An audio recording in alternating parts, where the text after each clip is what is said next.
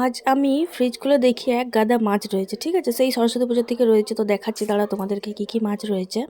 তার আগে দেখো এই যে ভাত ফুটছে একদিকে, আর এই দেখো মাছ রয়েছে, ঠিক আছে, ডিপ ফ্রিজে। তার আগে মাছের তেল দেখো, এক বাক্স পুরো একদম মাছের তেল রয়েছে। তারপরে রয়েছে রুই মাছ,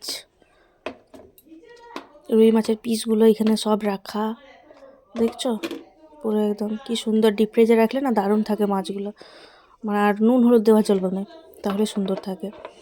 তারপর এটাতে রুই মাছটা গেল, আর ওইটাতে আছে হচ্ছে কাতলা মাছের 2-1টা পিস, বাকি রুই মাছের মাথা, কাতলা মাছের মাথা। এই দেখো রয়েছে, মাথাগুলোই বেশি রয়েছে, পিস মনে হয় 2টি কি 3টি রয়েছে। তো আজ রান্নাটা পুরো জমে যাবে একদম। আমার মাছ দেখলে এমনিই ভালো লাগে ভাত খেতে, তো আজ রান্না পুরো একদম জমে যাবে। আর তোমাদের কী কী মাছ ভালো লাগে জানাবে। তো টাটা, দেখা হচ্ছে পরের ভিডিওতে।